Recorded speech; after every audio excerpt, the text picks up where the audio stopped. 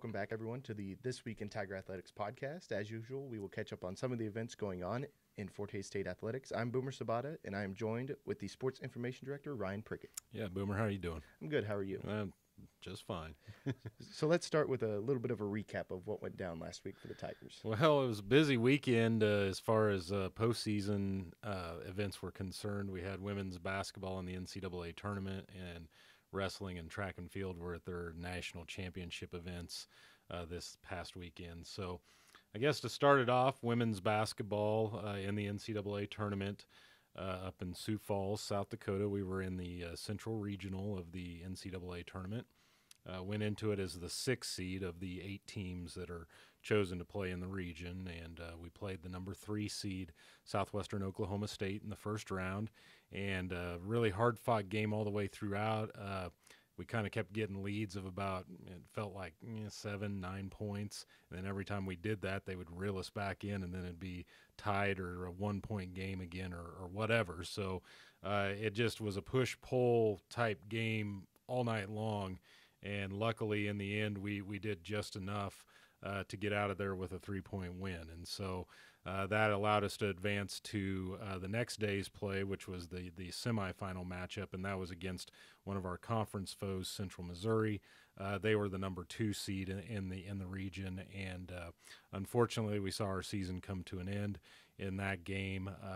It was hard-fought battle again. We were right there with them all night long. It's just in the fourth quarter they had a couple of big-time shots drop for them, mainly 3-point shots after we had chances on our end of the floor to keep it close, and that those shots, all of a sudden we found ourselves down by about 9 or 10 points, and it was just too hard to make up that difference. So we lost by 7 in that matchup. Central Missouri was the regular season champion of the MIAA, so didn't really feel like an upset, but we had our opportunities. That's just the one team we couldn't beat this year. They got us in the regular season, and we didn't see them in the conference tournament, but they got us in the postseason too. So good year for the women's basketball team. Finished 26-7 overall.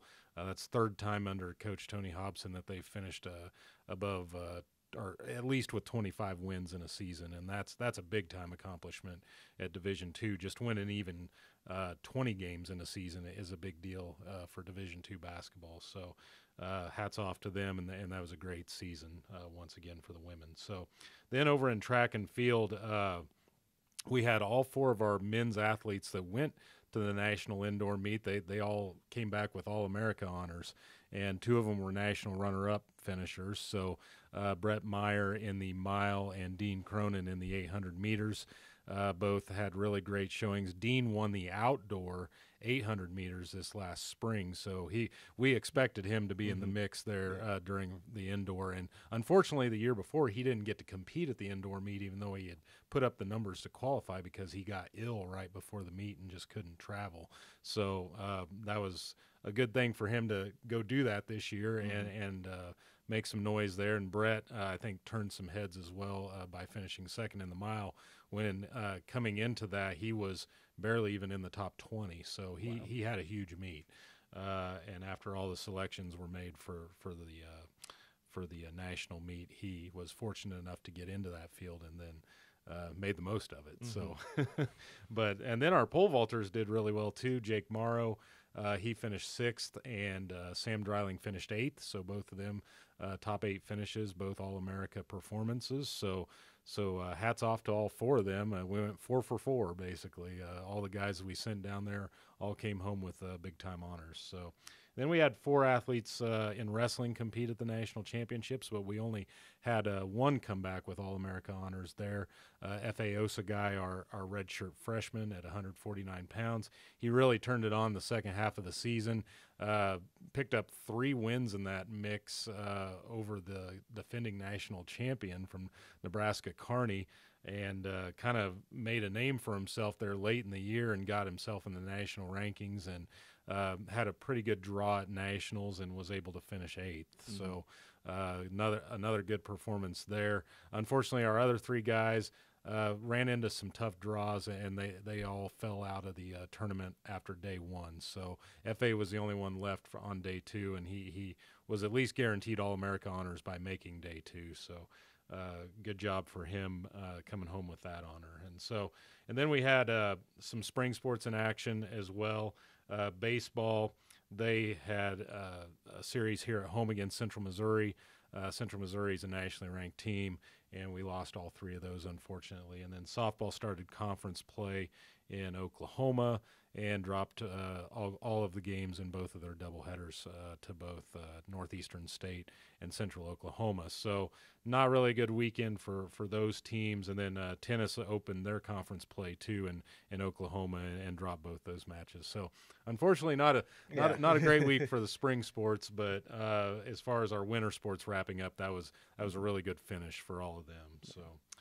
So now that winter sports are all said and done, what events will be happening this week that Tiger fans can at least look forward to? Okay, well, yeah, baseball, they're going to be at home again at the end of this week. They do have a midweek game on the road on Wednesday at Rockhurst, but they're going to be back here at home this weekend for another three-game conference series. So good chance for fans to come out if you haven't yet. Get a chance to look at the Tiger baseball team.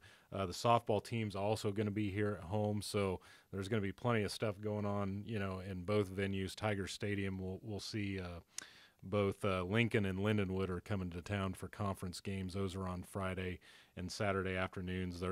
All of our softball conference games are double headers, so there's always two games each day once we have one of those teams come into town. So plenty of games going on over Friday and Saturday, and then also baseball wrap up their series on Sunday with another single game. So, and then as far as some of the other sports, tennis is also here in Hayes this week. They actually play weekday matches, conference matches against Emporia State and Washburn.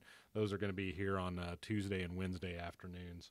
And then going on the road this week, track and field starts up their outdoor season. There's not really a breather in there. They just got done with indoor, and now it's right back to the grind for outdoor season. They're going to crank up their stuff over at Emporia State this week. So that's on Friday. And then the men's and women's golf teams get it cranking this week as well. So, or I'm sorry, not this week, but it'll be the start of the next week. They actually play practice rounds on Sunday and then start their meets on Monday and Tuesday. So they're going to be on the road next week and starting up their spring schedule. So spring sports now are in full swing, but now we don't have so much that overlap, and it'll be spring the rest of the way now. So winter's all done. So Finally. Yeah, finally. Well, that'll do it for this week's edition of the This Week in Tiger Athletics podcast. Huge thanks go out to Ryan Prickett for coming in and giving us some important information regarding Fort Hays State athletics. On behalf of Ryan, I'm Boomer Sabata saying goodbye and go Tigers.